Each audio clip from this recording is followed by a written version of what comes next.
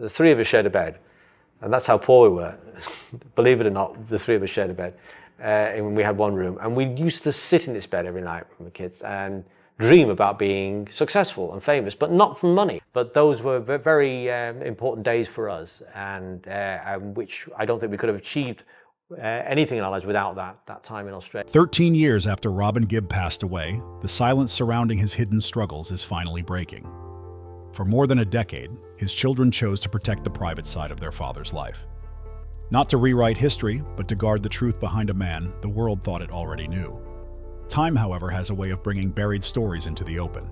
And now, they are ready to share who Robin truly was, beyond the rumors, beyond the headlines, beyond the music. Robin Hugh Gibb was born on December 22, 1949, at Jane Crookall Maternity Home on the Isle of Man, arriving just 35 minutes before his twin brother, Morris. Their parents, Hugh and Barbara Gibb, were loving but restless, always searching for the next opportunity. So, we were actually in a situation where, we could dream, but, there was nothing really to indicate that dream would come true, but we used to talk about it every night. The family moved constantly, from the Isle of Man to Manchester and later across the world to Redcliffe, Australia. From the very beginning, the Gibb boys were known for their wild energy. Pranks, mischief, and endless curiosity followed them everywhere. But beneath that chaos was something powerful, creativity struggling to find an outlet. By the mid-1950s, music became their anchor. Barry, Robin, and Morris began singing together, inspired by artists like the Everly Brothers and Paul Anka. I just liked the way I sounded, and I just didn't think, oh, I can sing, and I've got a great voice, or I've got a lousy voice, or anything. I didn't have any view of my voice. I just enjoyed it. Almost instinctively, they discovered their gift for harmony. Their voices blended in a way that felt natural, effortless, something that would later become their signature. In 1955, they formed their first group, the Rattlesnakes, performing around Manchester. After lineup changes, they reinvented themselves as Johnny Hayes and the Blue Cats. Then in 1958, their lives shifted again when the family moved to Australia, unknowingly traveling alongside another future star, Red Simmons. Australia gave the brothers their first real breakthrough. In 1960, they appeared on television for the first time, performing Time Is Passing By. Even at just 10 years old, Robin's voice stood out. It carried a trembling, emotional quality far beyond his age, something listeners immediately felt. Young and old will always relate to relationships. Relationships gone wrong, missing people, torch songs, always huge. And that's part of human nature, and that will never... By the mid-1960s, Festival Records signed the brothers, and their rise began. In 1965, Robin stepped into the spotlight with I Don't Think It's Funny. That was the moment audiences realized this wasn't just a group of talented kids. There was something deeper there, especially in Robin's voice. As the Bee Gees exploded into global fame in the late 1960s, the pressure intensified. Behind the success, cracks quietly began to form. Robin's personal life grew complicated just as quickly. At only 18, he married Molly Hullis, who worked for their manager, Robert Stigwood. Their bond was shaped by a shared traumatic experience, surviving the Hither Green Rail crash, an event that deeply affected both of them and drew them closer together. For a time, Robin seemed to have everything: love, success, and a future, filled with promise. But fame is rarely gentle. By the early 1970s, Robin spent most of his time in the United States while Molly remained in the UK, holding the family together. Their children, Spencer and Melissa, grew up watching distance slowly pull their parents apart. The pressure of constant touring, sleepless nights, and global expectations began to take a toll. Friends noticed changes in Robin's mood, bursts of energy followed by long emotional crashes. Over time, he became increasingly anxious and suspicious, sometimes believing even those closest to him were working against him. By 1980, the marriage ended. The separation quickly became painful in public. Robin violated a court order by speaking openly about the relationship, a decision that cost him dearly. In 1983, he served a short jail sentence, a moment that shocked fans and revealed just how far he had fallen from the image of the untouchable star. Still, Robin tried to rebuild. In 1985, he found renewed hope with Dwina Murphy Gibb, an artist and writer. Their connection was deep, spiritual, creative, and intense. She helped him regain some balance and sense of grounding. Together, they built a life that, from the outside, looked serene. They divided their time between Miami, the Isle of Man, and their Oxfordshire estate. Elegant homes, artistic surroundings, a quiet retreat from the spotlight. But behind closed doors, not everything was as peaceful as it appeared. Behind the polished public image, Robin and Edwina's marriage was far more complex than anyone realized at the time. Only after his passing did the fuller truth begin to emerge. Their relationship, according to those closest to them, was built on openness and unconventional boundaries, something carefully kept private while Robin was alive. Within that secrecy came one of the most persistent rumors ever tied to the Gibb name.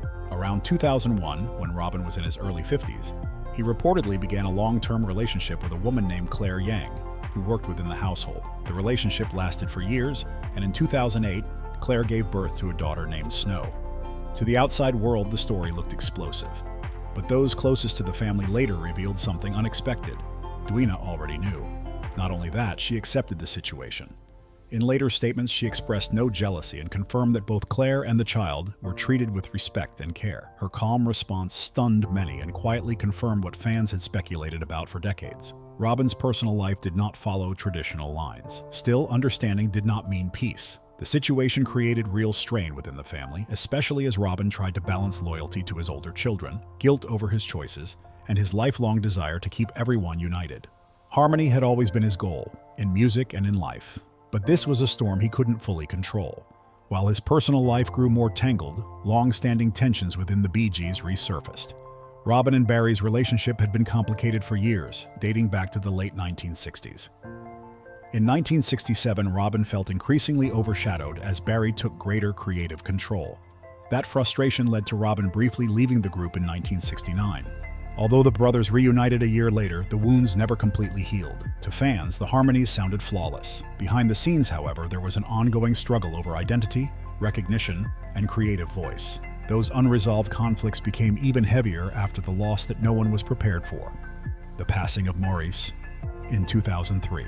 As the twin bond between Robin and Maurice was unlike any other, his loss shattered the fragile balance that had held the brothers together. In the aftermath, grief collided with misunderstanding. Barry, overwhelmed and hurting, publicly expressed anger over plans he believed would commercialize Maurice's memory. Robin found himself caught in the middle, trying to honor his twin while calming tensions on both sides. To the public, it appeared to be a dispute over music projects, but Robin's children later explained it ran much deeper. It was about grief, legacy, and the painful question of who carried the soul of the Bee Gees after Maurice was gone. As the years passed, the distance between Barry and Robin grew wider. By the early 2000s, communication had nearly stopped. Most painfully, Robin never told Barry about his illness when it first began. Barry later admitted he didn't learn the truth until it was almost too late, a realization that devastated him. For Barry, the silence was confusing and heartbreaking. For Robin, it reflected how deeply the emotional divide had settled. Robin's children have since confirmed what fans always sensed. The love between the brothers was real, but fame, pride, and unhealed grief built walls that were never fully torn down. By 2011, Robin's health struggles could no longer be hidden. Doctors delivered devastating news, yet Robin refused to surrender. Even as his body weakened, he remained hopeful. His voice softened. His frame grew fragile, but his spirit stayed alive. The treatments were exhausting. Constant hospital visits, long days, and physical strain. Yet Robin kept creating. Even when confined to medical equipment, he worked closely with his son, RJ, on the Titanic Requiem, a symphonic piece marking the ship's 100th anniversary. For Robin, it was more than music. It was a reflection of endurance, faith, and the belief that beauty can still rise from loss. By April 2012, his strength finally gave way. Robin slipped into a coma. Doctors spoke in low voices as they moved through the room, carefully choosing their words. The message was gentle but clear. Time was running out. Yet even then, something about Robin Gibb refused to let go. Those closest to him could feel it. That same quiet determination that had defined his entire life was still there, flickering beneath the surface. Edwina, RJ, and the people who loved him most gathered at his bedside, preparing themselves for what they feared was inevitable. The room was heavy with emotion, filled with unspoken goodbyes. And then something happened that no one expected. As music from the Titanic Requiem softly filled the room, Robin's fingers moved. At first, it was barely noticeable. Then his eyes opened. Slowly, deliberately. And to everyone's disbelief, he smiled. Doctors were stunned. Some called it unexplainable. Others simply stood in silence. RJ didn't hesitate. He had only one word for it: a miracle. For a brief, precious window of time, Robin was back. He spoke softly, hummed melodies under his breath, and even joked about returning to the stage. His body was weak, but his mind was still chasing music, still hearing harmonies that only he could hear. The spark never left him. He never stopped believing there was one more note to sing. But miracles don't always last. Gradually, his strength faded again. His body, after years of struggle, could no longer keep up with his spirit. On May 20th, 2012, surrounded by love, Robin passed peacefully at the age of 62. Edwina later shared that he left this world smiling, holding her hand, calm and unafraid, with music still living inside him until the very end. That final moment revealed who Robin truly was: gentle, hopeful, endlessly creative, and never broken in spirit. After his passing, the family chose silence, not avoidance. Protection. They guarded his memory the same way they had guarded his life, keeping the noise out while they grieved in private. But as time passed, Robin's son RJ began to speak, not to expose his father, but to explain him. And in doing so, long-held questions finally found answers. One of the most surprising truths came from Edwina herself. Calmly and without bitterness, she confirmed that she and Robin had lived within an open marriage, a reality almost no one knew while he was alive. She explained that Robin's relationship with Claire Yang and the birth of their daughter Snow in 2008 were not betrayals in the way the public imagined. Snow was cared for. Claire was respected. Edwina made it clear there was no resentment, no drama, only private agreements outsiders never saw. The Gibb household followed its own quiet rules, built on understanding rather than appearances. Details about Robin's estate later surfaced as well. Valued at roughly £26 million, the inheritance was primarily left to Edwina, Spencer, Melissa, and RJ. Snow was not listed as a primary heir, but the family ensured she would be privately provided for. A decision made not out of exclusion, but to preserve peace and dignity. There were no public disputes, no headlines filled with anger. Everything was handled quietly, deliberately, and with care. Some of the most powerful moments came from RJ's memories of his father's final days. He spoke about holding Robin's head, whispering words of love as his father drifted in and out of sleep. He remembered watching Robin write music late into the night, not for success, not for applause, but because creation was simply who he was. Music wasn't something Robin did. It was something he was. Today, RJ continues that legacy, performing unreleased songs and keeping his father's voice alive through sound and memory. Through his children's honesty, the full picture of Robin Gibb has finally come into focus. A man of brilliance and contradiction, gentleness and intensity, joy and inner storms. Robin Gibb never got the chance to tell this story himself. But now, through those who loved him most, the missing pieces are finally being shared. Every memory, every quiet truth brings light to the man behind the unmistakable voice that shaped generations of music lovers around the world. So now it's your turn.